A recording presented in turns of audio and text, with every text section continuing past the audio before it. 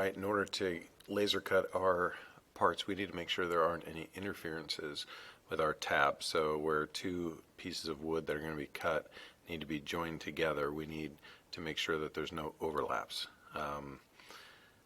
Onshape and other CAD software a lot of times will let you place things and assemble things with overlaps, but in the kind of physical world, when we actually go to cut those parts and go to put them together, if there's any interferences, they won't fit. So here's how we check for interferences. On the computer, on the browser version, we need to go over to the cube, slide all the way down to interference detection, and we have the whole assembly up so I can see all my parts as they fit together. And then I'm going to slide a box over the whole thing and check for interferences. Any red areas that light up are issues. So I can see where there's some red areas, so those should be of some concern. So as I rotate it around to kind of see what's going on there, I can see that what's actually happening is the threads are actually interfering with the piece of wood. Well, I want that to happen because that means those threads have actually kind of cut into the wood, and that's a good thing. If I had any red areas where parts need to fit in or whatever, those are going to be areas that I want to address. For instance, let me close out of here.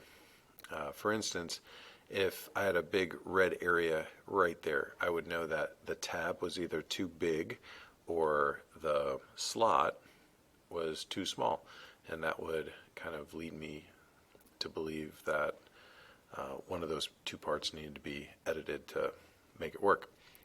Just to show you what that looks like, I'm going to edit my switch because that's easy enough to do, and I'm going to edit sketch number 1.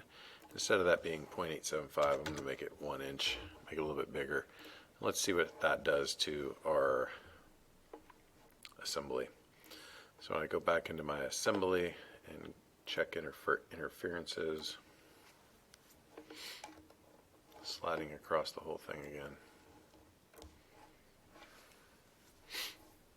Alright, well, you can see that there is now, there's a big red area right there. Actually, the whole screw now has interference because that's slid over as well. And that is probably the 1/8 of an inch I just added on to my switch. So that tells me that either that hole opening on this side piece is too small or the switch is too big. So I'm going to go back into each of those things once I find this out and investigate a little bit further. Did I make one of them too small, or did I make one of them too big, or did I do a combination of both of those things and make the change to it?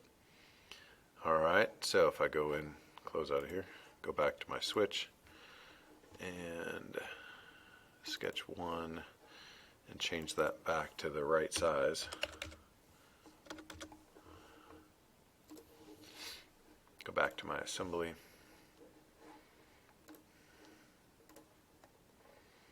That should fix it. There we go. So now I'm just back to the threads of the screws being the only interference on that part. That's it.